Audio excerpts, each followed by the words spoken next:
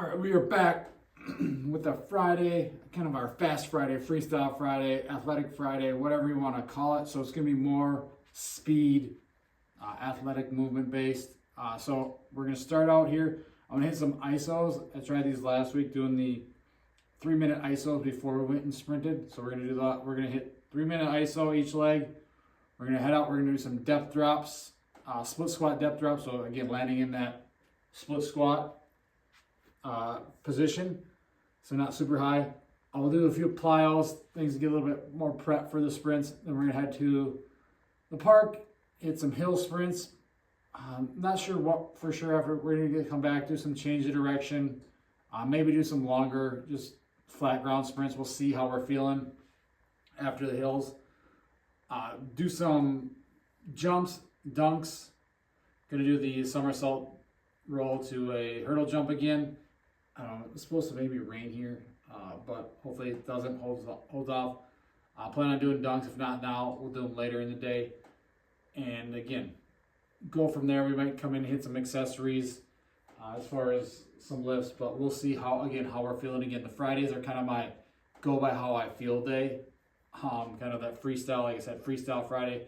This is usually my session. I do this Friday or Saturday depending on my schedule. But again, doing things fast, doing plyos, jumps, doing those athletic movements, cutting, changing direction, all the fun stuff that you are probably neglecting and not doing in your training. If you want to be athletic, yes, strength training is great. Lifting, building muscle, you want to do that stuff. That's huge. But if that's all you're doing and you're trying to be athletic, it's not going to work. You got to do the sprinting. You got to jump. You got to cut. You got to change directions. Plyometrics, bounce, all the good stuff, the fun stuff. This stuff is truly fun. Make a game out of it. Get a partner, get a training partner. Go do this stuff with them. Compete against them. Compete against yourself. Get timers. Use for the jumps, use a hurdle to jump higher. Give yourself a target to go after a dunks. The rim gives you something to shoot for, literally and figuratively. But jump up, touch the rim, jump up, dunk, do different dunks, different style dunks. Again, make it fun, challenging, and it doesn't matter if you look dumb. You're gonna look dumb sometimes. You're gonna miss. You're gonna fall. You're gonna trip. You're gonna fail. That's part of it. That's part of the fun, is failing and getting back up and doing it again. So we're gonna start with the iso hold lunges, 3 minutes each leg. Again, we're gonna heel up too, just to make it a little bit more challenging. Again, work your way up on these. Start 30 seconds. Maybe not even 30 seconds. Maybe it's 10 seconds, 20 seconds. I have people, kids, even adults, like middle school kids can't even do it for 10 seconds. So again, if you need to do it, then you get some hand assist. So start where you're at and progress as you get stronger, as you get more flexible, more mobile, more confidence, more balance, coordination. Again, ice holds are a great way. They're a low impact. They're not hard to learn. There's not a big learning curve on them. So start there, start where you're at, and go from there. So I'm gonna get the timer going here, and we will get started on these. Again, I'm gonna try and get nice and long. Hopefully this is in the camera. I can't really tell.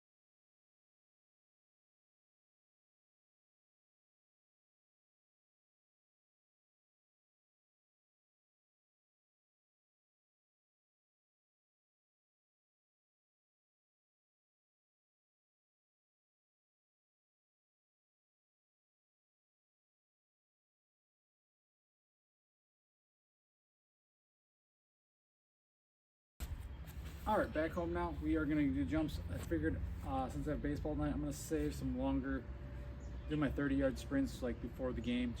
I usually do that anyway, like 30, 25, 30-yard sprints just to get prepped. So we'll save those for tonight. It's kind of our pregame primer. Now we're gonna do some somersaults, running somersault, get up over the hurdle again. Can't remember, I think it was like 42 or 43 last week. We're gonna try and beat that this week. As you can see, my hurdles are in great shape. One short, one tall. And we're gonna just do some dunks to finish it off. Hit some reverse hypers and some GHR crunches, and that will be our day. So actually we might finish with some jump rope just to finish, get a little bounce, kind of flush the system rather than our 5 minutes of pogos, 5 minutes jump roping. So again, the forgotten movement that no one ever does anymore. You don't see a lot of jump rope.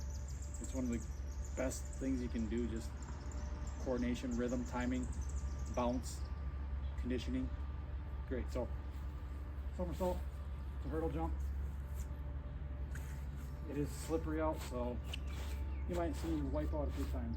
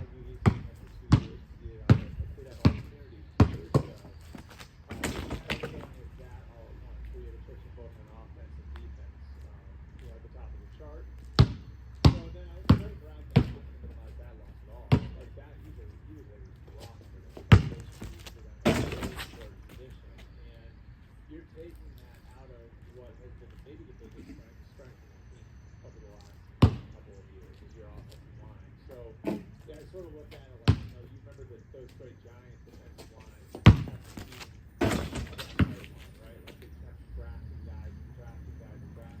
So a strength would always be a strength.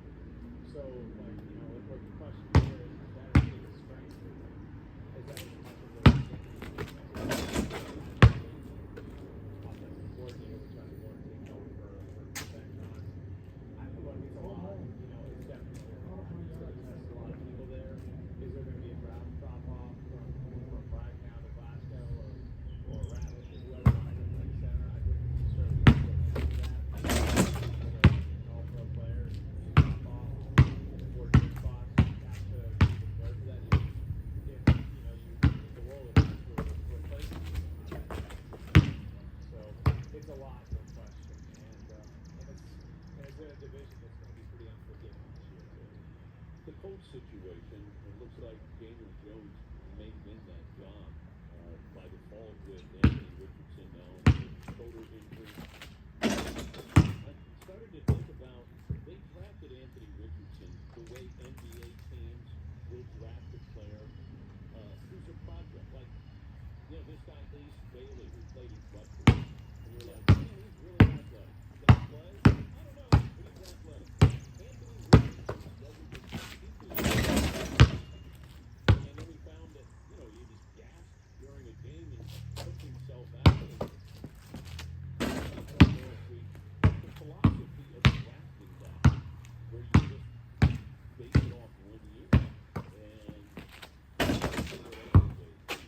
huge whip for that organization. I mean, he's so raw now. I think everybody saw the talent ability, but you have to demonstrate an ability to actually do it on the field. There wasn't a lot of that, So they were really projecting. We're seeing how Shane was a part of developing Jalen Hurts. They had some confidence that, okay, we can take this kind of ball and play and shape it. Even though we only started 13 games in college, certainly. I'd argue this is of sort of predetermining, and I think this is where you have to be really careful. Predetermining that this is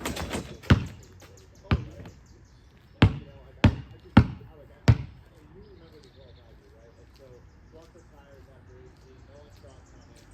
They're set 19 Rivers in 20, Wentz in 21, Ryan in 22, and only gets better. Aaron Rodgers came out in the middle of the year. Jeff Saturday put in some hell or high water. We're gonna get our quarterback in 2023. Well, is the reality of it that the first quarterback is your quarterback right? You know what I mean? Like, and like that's again, we've seen it time and again. That's how EJ Manuel goes to Buffalo, 16th overall. Touchdown, couple throws in the first round. Pittsburgh, Christian Ponder. Christian Ponder, yeah. I think it's like teams that want that happen.